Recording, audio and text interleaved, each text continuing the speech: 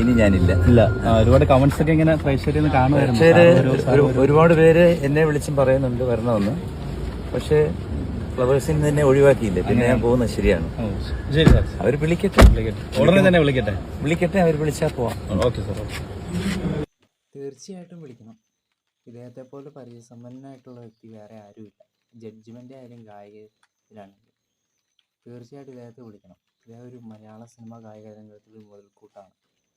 അവസാന കണ്ണിയെന്ന് വേണമെങ്കിൽ വിശ്വസിക്കാം. അതെ, വേണമെങ്കിൽ അവസാന കണ്ണി. ഇപ്പം M G Sreekumar, Yesudas, P Jayendran, ഇപ്പം അവരൊക്കെ ഉള്ള കാലഘട്ടങ്ങളിലൊക്കെ നല്ല നല്ല പാട്ടുകൾ ഉള്ളതായിരുന്നു. പുതിയ ഗായകരുണ്ട്, കഴിവുണ്ട്. എന്നിരുന്നാലും ഇവരോട് അത്ര രീതിയിൽ അത്രയും വരുത്തില്ല.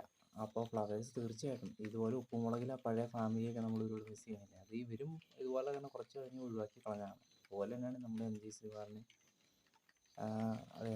അദ്ദേഹത്തെ ഒഴിവാക്കി കളഞ്ഞത്. അപ്പോൾ പുതിയ ഒരു ആളെ കൊണ്ടുവരുത്തിയിട്ടുണ്ട്. ആളാരാന്ന് ഇപ്പോൾ കാണിച്ചു തരാം.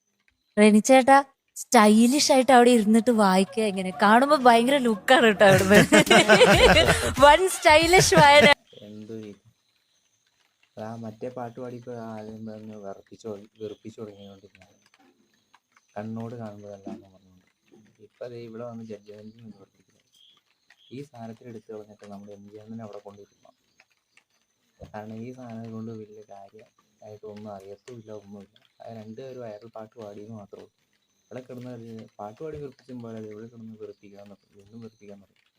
തീർച്ചയായിട്ടും എം ജി ശ്രീകുമാർ തന്നെയാണ് ഒരു ജഡ്ജ്മെൻറ്റിൽ. കാരണം പുള്ളിക്ക് ഐഡിയാസും കൊണ്ട് നല്ല പരിചയമുണ്ട്. ഈ ഒന്നും അറിയാത്ത രണ്ട് വൈറൽ പാട്ട് ഒരാൾ പാടി വെച്ചാണ് പാട്ട് ഇങ്ങനെ പാടി ഒരു തൻ്റെ ആ രീതിയിലുള്ള വ്യത്യസ്തമായി പാടിയ ആൾക്കാരെ ഒന്നും കൂടെ കൊണ്ടുവച്ചേക്കരുത്. എം ജി ശ്രീകുമാറിനുമില്ല, എം ജി ശ്രീകുമാർ തന്നെയാണ്. അത് നല്ലൊരു ടാലൻറ്റ് ഗായകനാണ്. ഒപ്പം ജഡ്ജ്മെൻറ്റ് ചെയ്യാൻ വളരെ അർഹതയുള്ള ആൾ തന്നെയാണ്. ഈ അർഹതയില്ല ഇന്നലെ കണ്ട് മുളച്ച് വന്ന് ഞാഞ്ഞൂലുകളൊക്കെ പിടിച്ചുകൊണ്ട് ഇങ്ങോട്ട് കൊണ്ട് പ്രതീക്ഷിച്ചിരിക്കരുത്.